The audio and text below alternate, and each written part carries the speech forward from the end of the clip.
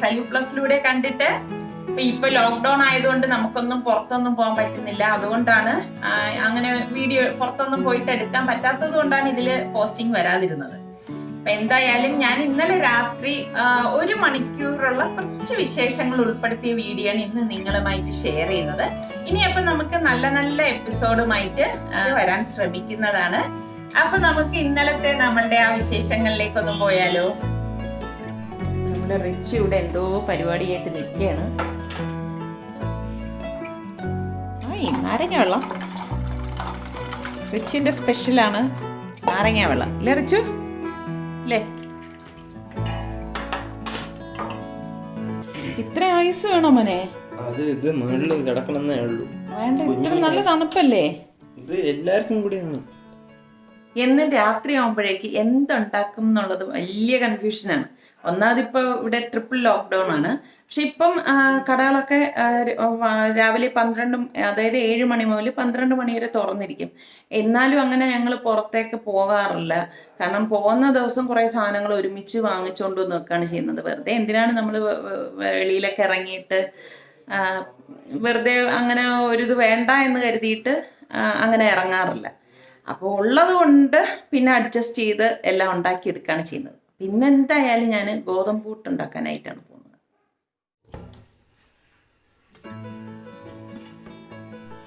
ഇപ്പോൾ സമയം രാത്രി 8:30 മണിയായിട്ടുണ്ട് കേട്ടോ.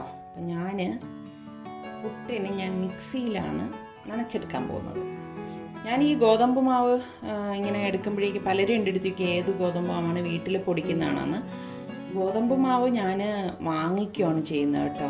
ആശീർവാദ് ആട്ടയാണ് ഞാൻ ഉപയോഗിക്കുന്നത്. കുറേ വർഷങ്ങളായിട്ട് അത് തന്നെയാണ് ഉപയോഗിക്കുന്നത്.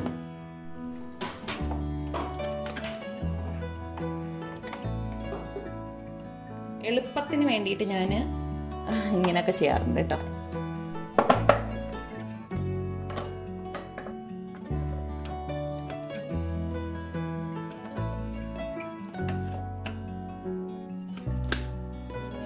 വെള്ളത്തിലേക്ക് ഞാൻ ഉപ്പിട്ട് കൊടുക്കും. പച്ചവെള്ളമാണ് എടുത്തിരിക്കുന്നത്.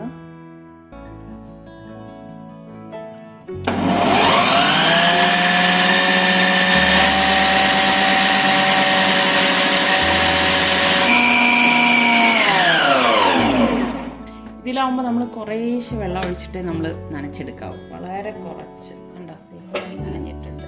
അപ്പം ഞാൻ പ്രഷർ കുക്കറിലേക്ക് ഇത് ആവി കയറ്റാനുള്ള വെള്ളം വെച്ചിട്ട് ഇതിലേക്കുള്ള തേങ്ങ തിരികെടുക്കാം. പെട്ടെന്ന് നമുക്ക് നനച്ച് കിട്ടിയിട്ടുണ്ട്.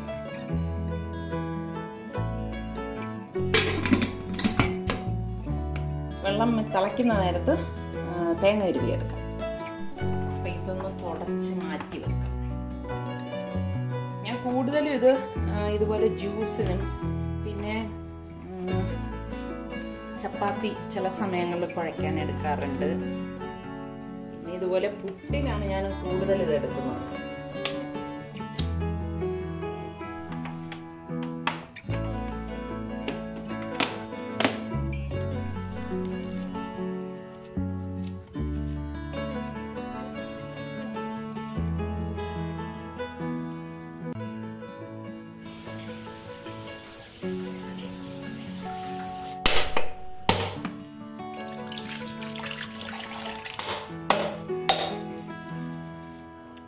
ഇതാണ് എനിക്ക് തേങ്ങ ഉടയ്ക്കാനുള്ള എൻ്റെ വെട്ടുകത്തി എന്ന് പറയുന്നത്.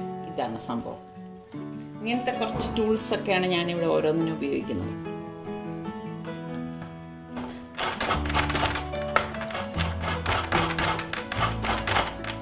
മുമ്പൊക്കെ ഞാൻ തേങ്ങ തിരികിയിട്ട് ഫ്രീസറിൽ ഒരുമിച്ചെടുത്ത് വെക്കുകയാണ് ചെയ്തുകൊണ്ടിരുന്നത്.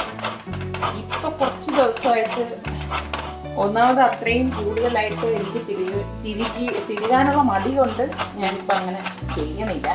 അപ്പോഴെപ്പോഴുള്ള ഇതുപോലെ തിരികെടുക്കും. പിന്നെ ചില സമയം മൂട് വന്നാൽ 2 തേങ്ങയൊക്കെ തിരികിയിട്ട് ഫ്രിഡ്ജിൻ്റെ അകത്തേക്ക് വെക്കും. ഞാൻ സ്റ്റീലിൻ്റെ കുറേ ടിഫിന് വാങ്ങിച്ചു വെച്ചിട്ടുണ്ട്. അതിലേക്കാക്കിയിട്ട് ഫ്രിഡ്ജിലേക്ക് വെക്കും. എനിക്കിപ്പോൾ പ്ലാസ്റ്റിക് ഇതുപോലത്തെ ടിഫിനൊന്നും ഉപയോഗിക്കുന്നത് വലിയ ഇഷ്ടമില്ല. നമ്മുടെ സ്റ്റീലിൻ്റെ ടിഫിൻ ബോക്സൊക്കെയാണ് എനിക്കിഷ്ടം. നമ്മളുടെ കുക്കറിൽ നിന്ന് ആവി വരുന്നുണ്ട്. അപ്പോൾ മാവ് കുക്കറിലേക്ക് വെച്ച് കൊടുക്കാം. അതിനുശേഷം ബാക്കി തേങ്ങ തരുക. ഇതേ കണ്ടോ, ആവി വരുന്നുണ്ട്.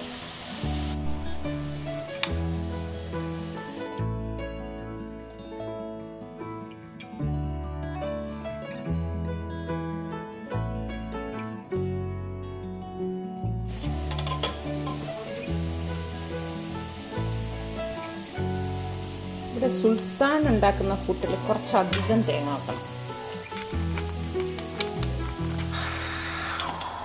സൽമാനെ, എന്താണ് പരിപാടി?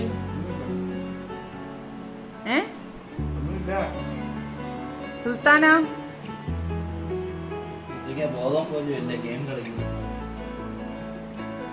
സാറയ്ക്ക് ഓഫീസിൽ എന്തോ ചെയ്തോണ്ടിരിക്കുകയാണ്. പുട്ട് ആർക്കൊക്കെയാണ് വേണ്ടത്? സുൽത്താനോ, പുട്ടാണോ ജീര റൈസാണോ? പുട്ടാണോ ജീര റൈസാണോ വേണ്ടത്? ജോലി ചെയ്ത് നിസ്സാർക്കതേ കിടന്നു. നമ്മുടെ പുട്ടിന് ആവി വന്നിട്ടുണ്ട്. അപ്പം നമുക്കിനി ഇതൊരു പ്ലേറ്റിലേക്ക് മാറ്റാം.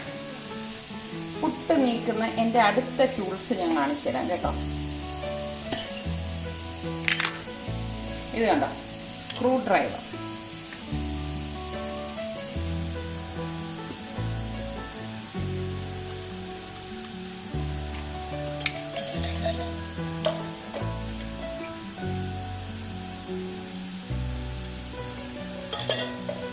നമ്മളുടെ നല്ല സുന്ദരി പുട്ട് ഇവിടെ റെഡി ആയിട്ടുണ്ട്.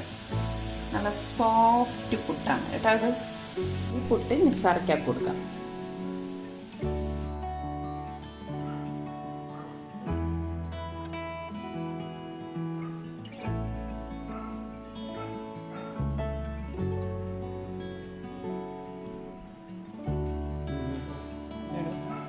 നിസ്സാർക്കാക്ക് ഏറ്റവും ഇഷ്ടം ഗോതമ്പ് പുട്ടും പഴം.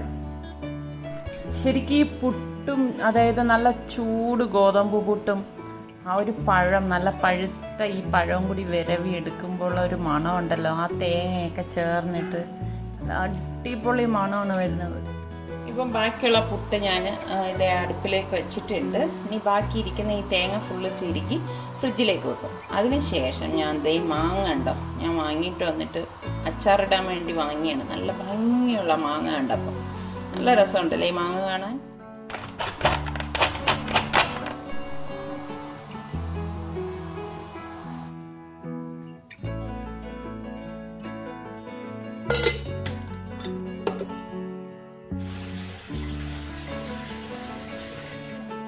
ഇന്നത്തെ എൻ്റെ ഡിന്നർ ഇതാണ്.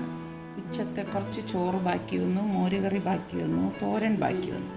പിന്നെ പ്രത്യേകം പ്ലേറ്റൊന്നും എടുക്കാൻ പോയില്ല. മോരുകറിയുടെ പാത്രത്തിലേക്ക് ഞാൻ ചോറും തോരനും കൂടി ഇട്ടെടുത്തു.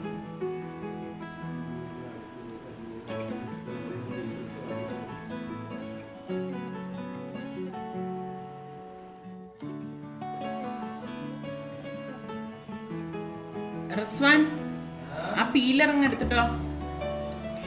ആ,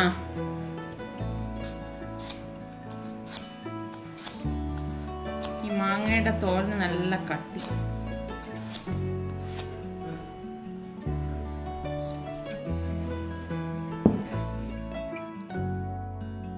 ഇതിന് മുൻപ് ഞാൻ മാങ്ങ അച്ചാറിട്ടത് ഇരിപ്പുണ്ട്.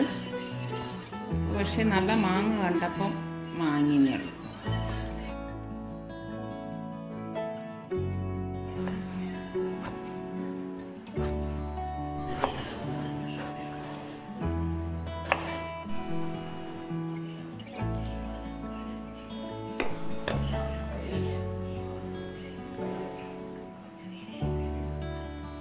റിസ്വാൻ, ആ ഉപ്പും ഒരു സ്പൂണും കൊണ്ടുപോകാനെ.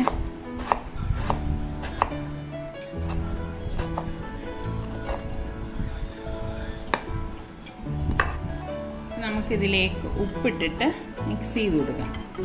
ഒരുപാട് ഉപ്പൊന്നും ഞാൻ ഇടാറില്ല കേട്ടോ.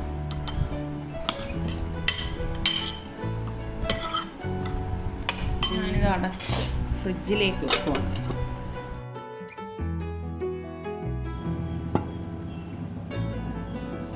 നമ്മൾ ഇന്നലെ ഉപ്പിട്ടിട്ട് മിക്സ് ചെയ്ത് വെച്ച മാങ്ങയാണിത്. ഇത് ഞാൻ ഫ്രിഡ്ജിൽ വെച്ചിരിക്കുകയായിരുന്നു കേട്ടോ. രാവിലെ തന്നെ അച്ചാറാക്കാൻ വേണ്ടിയിട്ട് ഞാൻ ദേ ഇരുമ്പ് ചട്ടിയിലേക്ക് നല്ലെണ്ണ ഒഴിച്ചു കൊടുക്കുകയാണ്. നല്ലെണ്ണയാണ് ഏറ്റവും നല്ലത് കേട്ടോ.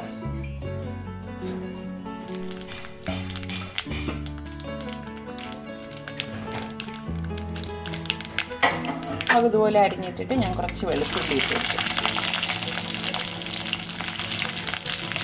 അപ്പം എണ്ണ നന്നായിട്ട് ചൂടായിരിക്കുന്നതുകൊണ്ട് തന്നെ ഇത് നല്ല മൂത്ത് കിട്ടും. ഞാനിപ്പോൾ ഗ്യാസ് ഓഫ് ചെയ്ത് കൊടുക്കണം. നമ്മുടെ കാശ്മീരി ചില്ലി പൗഡറില്ലേ, അതാണ് ഞാൻ ഇട്ട് കൊടുക്കുന്നത്.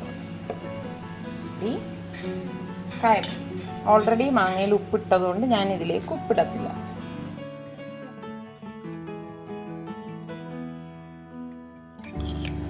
ഇതിൻ്റെയൊക്കെ ഡീറ്റെയിൽ ആയിട്ടുള്ള റെസിപ്പി നമ്മളുടെ സലു കിച്ചണിൽ വന്നാൽ നിങ്ങൾക്ക് കിട്ടുന്നതാണ്.